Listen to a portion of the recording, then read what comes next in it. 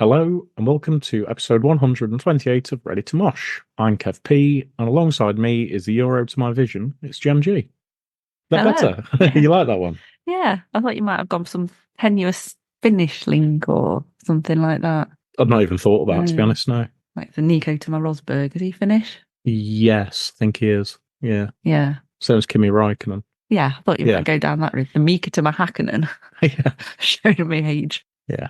But no, I've gone for that one instead. Okay. The raw herring to my vodka. Do they drink vodka in Finland? Probably. Yeah. Anyway, it's a review episode, but it's a solo review episode. It is. You went on your own. I did. Solo travelling and all that. Yeah. You went to rescue rooms in Nottingham. What day was it? It was last Wednesday. It's nearly a week ago already. Yeah. And you saw Blind Channel. Yeah, it was technically a solo gig, but I was meeting people there. Mm. So I wasn't completely on my lonesome. So Blind Channel were actually a band that you were supposed to be doing a flash mob for last year. We were Rockfit Flash Mob at Download, and we practiced. And then I think it was the day before, Hannah was like, actually, it's too hot, and the ground in front of the second stage is a little bit uneven. Health and safety. I don't think we should. It did actually still happen in the doghouse tent. Is that what it's called? In District X. Yeah, I feel like I'm out of Download practice with what things are called.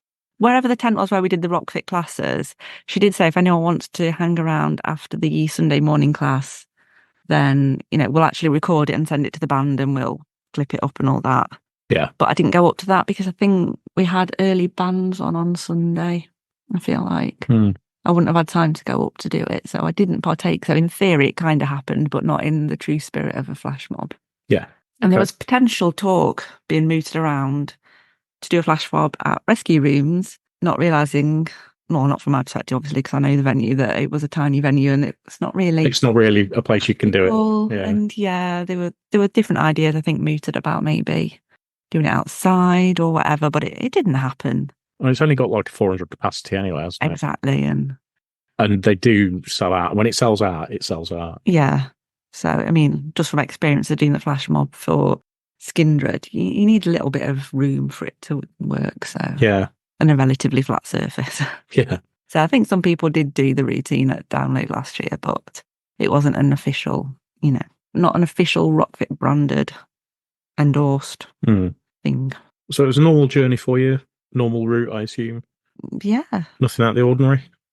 I don't think so. Now I'm wondering, did I? It's one of those where I've just blanked out the journey, to be honest. I'm only asking because last time we went to rescue rooms, there was that gig on at Rock City. Oh, yeah. It was absolute chaos. Yeah, I was getting confused as well because when I went to Creeper on my own, the sat nav took me a real, want of a better phrase, arse about Titway into Nottingham, which freaked me out because it was dark and I didn't know where I was going, but no, it was fine. Yeah, I did look beforehand if anything was on at Rock City and there wasn't anything on. So I pre-booked the car park anyway next door and yeah, straight up to the first floor. I got a space that was not next to a pillar. And if you know, that is rare. It is, yeah. Because everyone goes for the middle. There's basically 3 spaces and a pillow. Pillow. A sleeping bag for a car. A pillar. And they're not the biggest of spaces. And you just end up, it's just a pain in the arse, isn't it? And your wing mirror gets dead close to it does. the pillar and you have to get out before, or whoever's not driving has to get out. But no, I got my own little middle bay. Quite pleased. That's good. What was the ticket cost like? It was an absolute bargain of £15 plus booking fee. Yeah, that's decent for. I think 3 bands in total? 3 bands. I don't think it's more than 17 in total. I'd forgotten it was that cheap till I got my ticket out to get in, to be honest. How long ago did you book it? It was before Christmas. I feel like it was maybe November time, October. Around the time I feel that I got the Creeper tickets, or if I went to Creeper, because I knew that you didn't want to go. So I got me a ticket, and then it turned out quite a few other people from Rockfit were going as well, and it became a thing. Yeah. So you met up with a load of people from Rockfit? Yeah, a few of us. It was almost like we were split into 2. Because I bumped into Sam in rescue rooms and we had a drink in the bar area first. And then a couple of other people came along, and in the meantime, messages were pinging about in the group because some people were going on their own and with the intention to meet there like I was. Yeah. Other people were already going with people, but at the same time, we're kind of happy for everyone to meet up, if you know what I mean. Yeah. So we waited in the bar till the people knew that we were kind of joining us were there, which was at about 10 to 7, maybe 5 to 7. So doors were 6:30 and first band was on at 7. Mm. And then we kind of went through the Rescue Rooms bar, and the queue was still actually going back to pretty much where the end of the covered over bit at the side is. So, but it was moving in, and then we kind of saw a few people in the queue that we waved to as we went in. And then we kind of split into 2 camps because we went up to the balcony, but some people stayed on the floor. Yeah. But we kept peering down and waving at them. So we were all there together, but not necessarily together, I would say. Mm. And before we start talking about the bands, I just want to chat about the merch. Okay. So have you got any regrets? Because you didn't come back with any merch. I have a bit, yeah. I didn't intend to get any when we first went in because it was actually downstairs, which is rare when it was pretty much sold out, I think. Yeah, usually it's moved upstairs into the second bar, isn't it? Yeah, I was expected, with there being 3 bands as well, I thought it would be upstairs. But it was the same place it was for Greg Puciato, for example. So where I think of the kind of the traditional space for merch at Rescue Rooms. Because we've said before, haven't we, when it's been a pretty full gig, it tends to get knocked into. Yeah. On the ground floor. Yeah, it goes flying. Yeah, but no, it was there. So it was, because it was quite busy when we first got in anyway, I wasn't going to force my way over to get it. Then immediately after the gig, we did loiter around a little bit, and there was quite a big queue, but then we moved downstairs and loitered a bit more. So I was kind of eyeing it up, and a few people got shirts, and then the woman started to pack stuff up. So I was like, no, that's my sign. But that was quite a cool tour t-shirt. I just like the band logo and then the tour dates on the back. But I think because it's red print on black, and obviously red on black is the coolest kind of merch style logo type thing you can have. She says that she's looking at our logo on the second monitor. It just works, doesn't it? Red on black. It's just, yeah. It did look quite cool, actually. T-shirts were 35, which is, seems quite high. It seems quite high, but then again, if you think how cheap the ticket was, I guess, if you put it all as a package. But the package aside, a ticket price is a ticket price. But 35 is actually Rock City getting close to arena prices. In my mind, it's kind of an average price these days for a shirt. But I mean, long sleeves I think were 50, hoodies were probably 60. But then also bear in mind they've come from Finland. They've had to pay import fees, taxes, whatever. I suppose, to get the stuff over here. So it might be due to that. I don't know. They had vinyl as well, which I think was 50. And I don't know if that was the signed version or if that was the plain, because they had some signed and some not. So I'm not sure. They've got some wristbands, old school sweatbands for your wrist. Yeah. Which I hadn't seen for ages, and I nearly got one of those. They started making a bit of a comeback. Yeah. I'm like, well, when am I actually going to wear it? Yeah. Because I've got various kind of rubber thing, bracelet things, and then, So then I was thinking, well, maybe I can get one after, but then again, I'm going to have to pay delivery and import from Finland if I do that. So, sometimes you think maybe they'll put them on the website and it might reduce them to get rid of them. But as of yet, they're still tootling around Europe. So yeah, the price, I think, even for me as a sucker for a t-shirt, that is a bit too high for the Rescue Rooms. And the other thing was, knowing that I got the Rockfit event on Saturday and I was going to get some leggings and potentially other merch from that, I was just trying to balance up the cost of the week. Yeah. You know what I mean? Mm-hmm. I mean, I'd already paid £2.50 for a can of Diet Coke, so pushing the budget as it was. So there were 2 support bands. Yeah. Do you want to talk us through those? Why not? So first band, bearing in mind I hadn't really looked either of them up beforehand, partly because I just kept forgetting I was even going to the gig, to be honest. Even the week before, I was talking to someone about what I got coming up, and I just kept forgetting. And I think I did say to you, don't let me forget I'm going. Yeah, you did. I think it was Tuesday. Don't let me forget I'm going to the gig Wednesday. I think it's because you weren't coming with me, and I got in my head everything we were doing together, like on the podcast planner. Yeah. And even though this was on there, I don't know. Anywho, so there were 2 support bands. First one was Rock Band from Hell. Second was GHØSTKID. I had heard of GHØSTKID, but not really listened to them before. Had no idea who Rock Band from Hell were beforehand, until they came on stage, to be honest. Okay. But yeah, they are a Finnish pop punk trio. Yeah. There you go. Okay. Made up of a drummer, guitarist and vocalist, and another guitarist. They didn't have a bass player. That's unusual. I know, I didn't actually realise until after, because I didn't have the greatest of views from the balcony. I wasn't on the front row, which I've not actually mentioned, kind of peering between people and around people most of the night. Yeah, they were quite good. They had some quite catchy little tunes going on. The crowd seemed to be loving them. They were a really good opener in terms of they really got the energy up, loads of crowd interaction. Even though I didn't know the tracks, you could just kind of nod your head along to them, and yeah. Did they compliment Blind Channel? They kind of did and didn't. And I had this conversation with someone after, actually. The conclusion being that they were all different, but they worked well together. Yeah. If that makes sense. Very much like the, who was it? Volbeat gig. They weren't that extremely different. Yeah, but they were different styles. Yeah, completely. different styles. Obviously, with them being like a pop punk, that was the general. We were all kind of mooting that was there. Not every song was dead pop punky, but that was kind of the overriding kind of vibe that they gave off, I guess. Yeah, they released their debut album last year, and I think pretty much everything that they played was from that. I'm not sure how many tracks they played because their set list hasn't gone online. But I think it was probably 25 minutes to half hour-ish. Yeah, standard kind of slot, isn't it? 30 minutes. Yeah, they really got the crowd going. People were singing along, so they'd obviously got a bit of a fan base kind of building up already. They did the good old make everyone sit down and then jump up at some point. Yeah. You know the one. I do. One track was dedicated to all the emo hearts in the room or something like that, they said. So, I don't know. Yeah, I would say they're probably a little bit emo-y as well. That kind of shade of pop punk. The kind of pop punk I don't like. Yeah. But yeah, they went down well. People were bouncing. Right. There was a good crowd in there already. So yeah. I think a lot of people did go in to check them out as well, which is obviously good. Whether it's the Finnish connection, obviously with Blind Channel being Finnish, people had kind of found their way to them already through that, so they knew them. Yeah, very possibly. They seemed quite young as well, if you know what I mean. I think you'll find that'll happen more and more now. What I mean, though, is the younger side of bands, and I think that it was quite a young crowd in there on the whole, I think. But yeah, so they were a good opening act, I thought. They were well placed to do that. I wouldn't say I'd go out of my way to watch them at their own show, but if they were at a festival, I might watch them again, or if they were a support act for someone else. Yeah.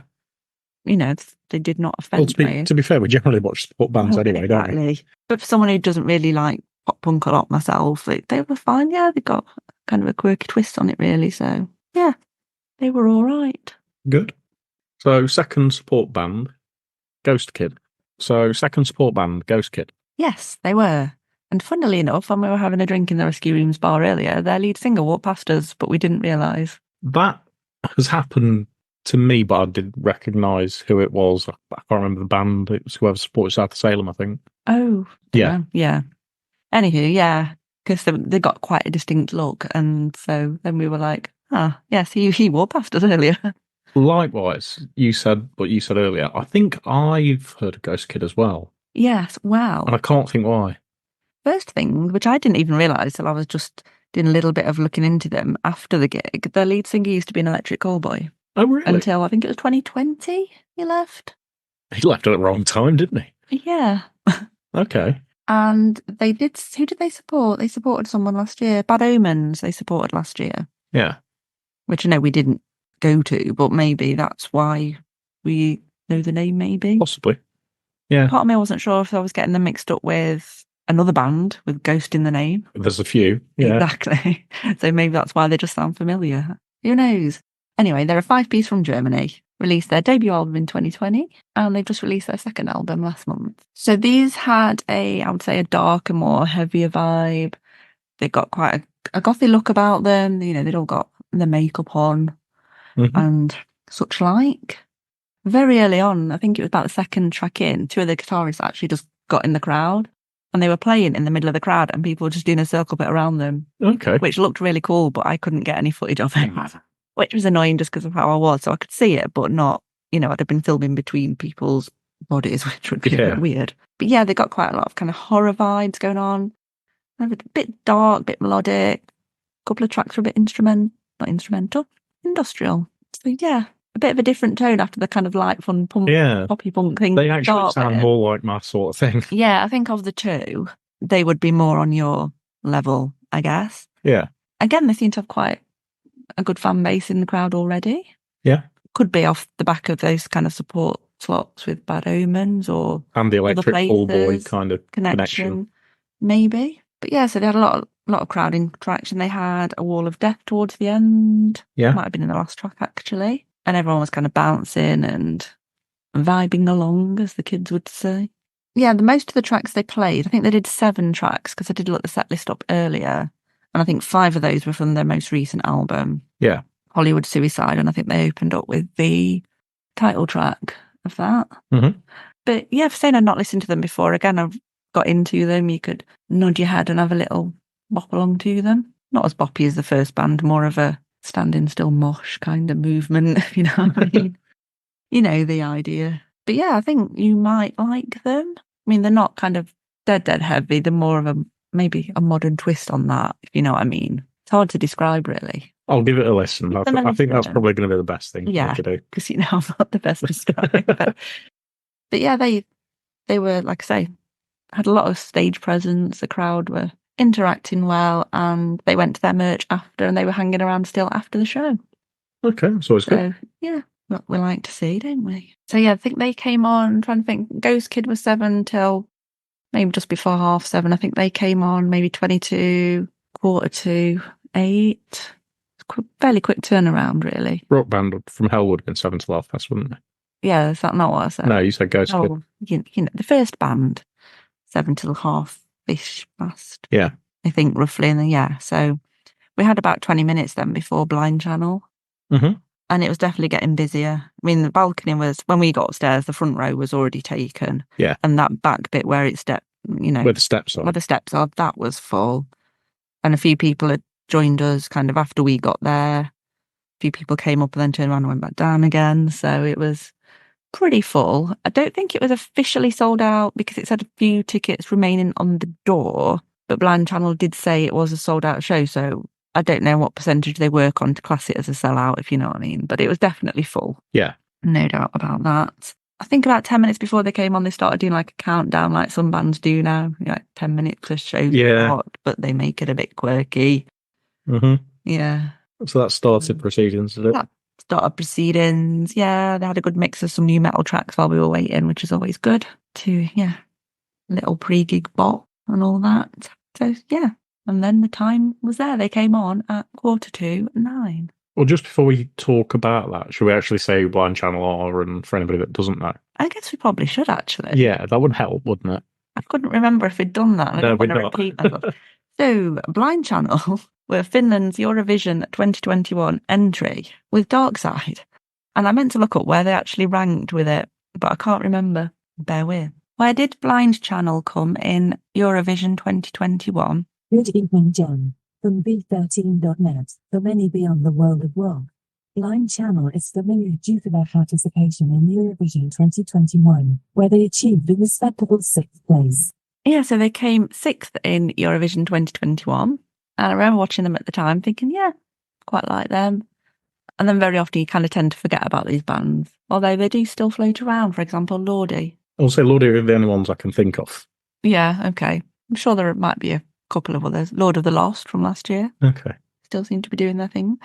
Anywho, did kind of forget about them as such, but then they became what I class as a rock fit band, and we've got 2 tracks that we do, not just the flash mob one we were going to do last year. We actually did Dark Side, which was their Eurovision track, as the first routine that we had. Yeah. So they kind of came back to the forefront of my mind, so to speak. But they have actually released 5 albums now. So they've been around quite a while then. Yeah, which I hadn't realised, obviously, at the point of them being in Eurovision. Yeah, the debut album was in 2016. 8 years. Yeah. So they're knocking albums out, aren't they? 5 albums, 8 years. Yeah, so obviously they've become bigger kind of since Eurovision, and the last 2 albums in particular have done really well. The most recent being Exit Emotions, which was released last month, hence this tour to promote it. Mm-hmm. And did they play everything off the album? They actually did. They did? Yeah. Oh, they played the album in full? Yes. When I looked on the set list, I thought they must have played most of it. But yeah, they did play every track, not in order or anything. It was all mixed up with the tracks, but they did play every track. It is unusual for a band, especially if they've got 5 albums out, to play everything off one album. It is, really. I don't think they tend to go to the older stuff, from what I can gather. Okay. They kind of just leave it as though that piece is done now. Potentially, yeah, but so there was 20 tracks in total, so 12 of those were from the newest album. Yeah.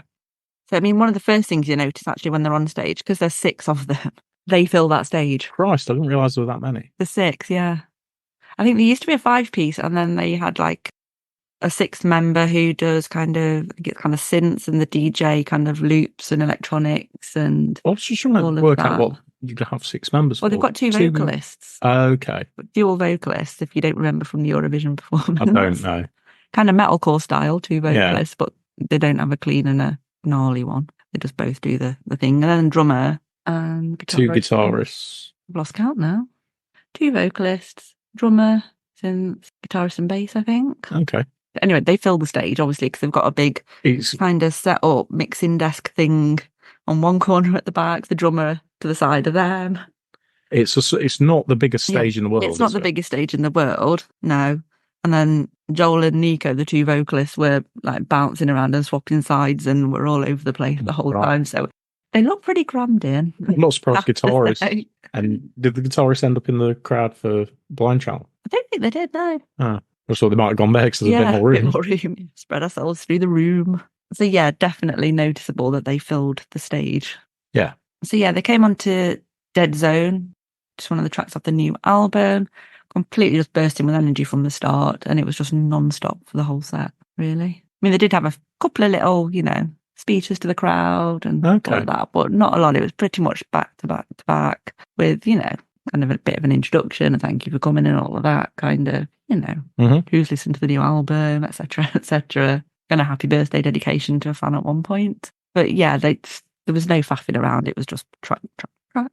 Very much in the Greg Puciato style of we're just going to bang through this. Yeah. I think especially because it was a Wednesday, it was an earlier finish. So, always going to be conscious of the cut-off, in it? Yeah, because the cut-off's 10, isn't it? Yeah. And how long did they play for? They played an hour and a quarter, so they were literally right up to about 2 minutes before 10. They finished. Jesus Christ, they cut that fine then. Yeah. Yeah. Did they do an encore, or did they not bother going off and coming back on? Not really. I think, because looking at the set list, it looked like they had 2 encores. But the first one, I think it was just like some sound bites being played over to build up into the next track, which was Happy Doomsday, that they came back in inverted commas back onto. So that it wasn't really an encore as such, yeah. And then pretty much they finished Flatline into Dark Side, which I'm pretty sure that was just back to back. There was no faffing about on them. So any standout tracks from what they played? That's not a good sign.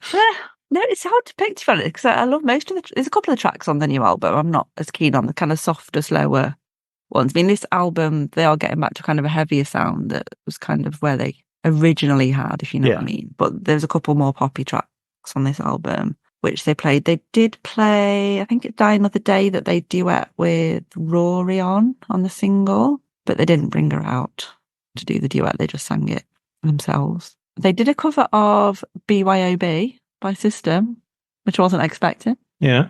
And what was it like? It was pretty close to the original, to be honest, but obviously a different vocal sound. Slightly higher vocals. Yeah, Serge has got quite a specific it's a distinct voice. Yeah. Distinct voice, yeah. And obviously everyone was singing along to that one, because who doesn't know that? Who doesn't know, yeah. Exactly, so yeah. But yeah, I wasn't expecting that. They didn't play their Anastasia cover, which I was expecting they might have done. They covered an Anastasia song before. Yeah, I can't remember which one it is. But yeah, they have covered an Anastasia track.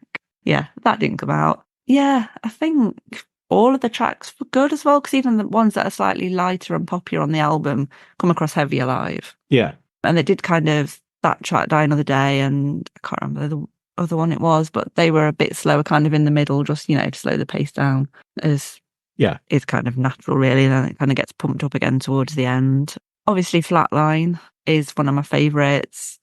And then Dark Side, again, one of the favourites. And yes, we did do the rock fit routines to both of those. We did have enough space where we were on the balcony. So I think there was about 6 or 8 of us broke into routine, kind of technically a flash. I didn't even think as if you'd do that. It was just based on the rescue rooms and the size of it. or where we were, because we were kind of at the corner bit on the balcony at the back. And we did actually have quite a bit of room around us. We were just kind of in a group by the door. Yeah. So we had the space to do it. Obviously, if we'd have been maybe downstairs or we'd have been more squashed up, we wouldn't have been able to. But yeah, as soon as the kind of intro notes to Flatline came in, we kind of all looked at each other. It was like, you know, it's going to happen. And if Hannah's there and she's Who instigated it? Well, I think, you know, if the leader of, not that we're a cult, kind of instigates it, you know, you're going to, you have to follow. Yeah. So yeah, and then obviously into Dark Side, which is another track that we do. So yeah, we carried on the routine. Very warm and sweaty by the end of that, I have to say. Yeah, I think they were probably the highlights overall. The whole thing was just really good, though. It was just one of those gigs where it's just a really good atmosphere as well. Yeah. At times it did feel a bit like possibly a boy band concert, because there were 5 fairly young girls on the balcony in front of us who were probably, you know, you would have been at home at a boy band concert. They were waving and doing the whole lights on your phone and all of that kind of thing. Not that I've ever been to a boy band concert, but you know. So you enjoyed the show though, the whole night? Yeah. Yeah? Yeah, I enjoyed the whole thing. They did say next time they come back, they'll play Rock City instead. Although they did play last year when they supported I Prevail. I think that was last year. So I think they could definitely fill out Rock City, I would say, and go on to bigger venues next time. So next question, final question. Final question? Would you watch them again at a solo show or just at a festival?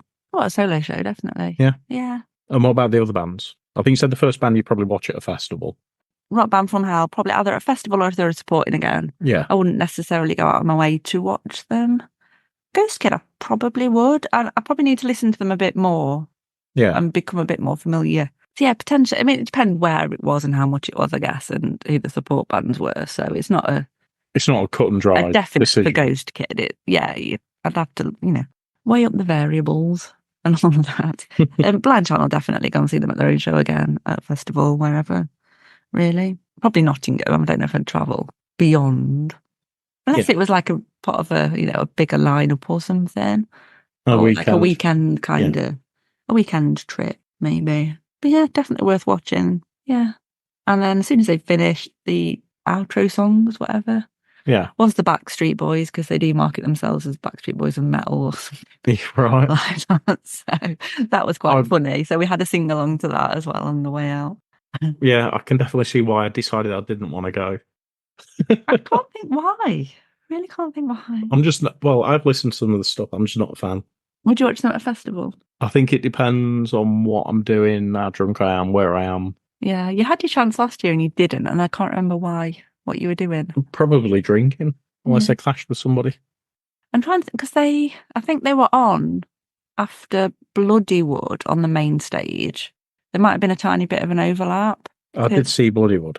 Yeah, Bloodywood were on, and I remember meeting some people at the top of the hill, and then they were on the second stage, so I kind of watched them from a distance, and then Lorna Shore were on after.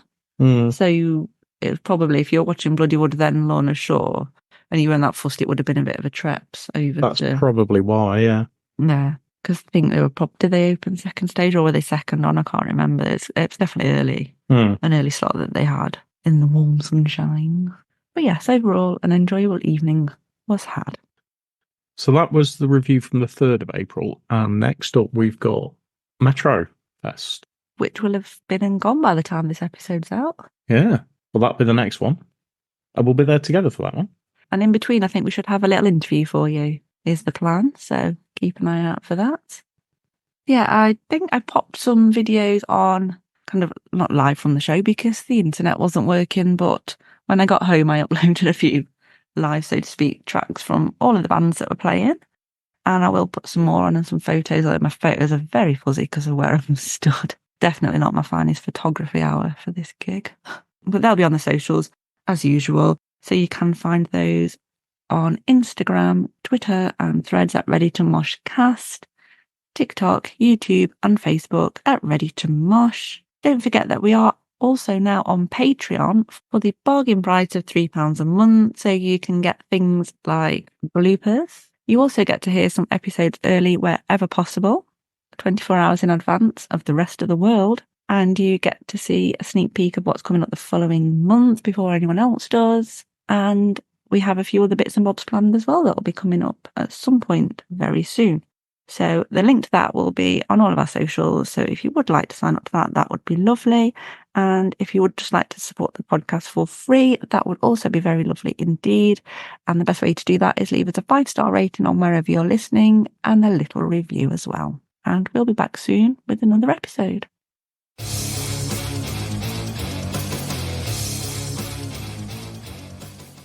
Make it mosh moog.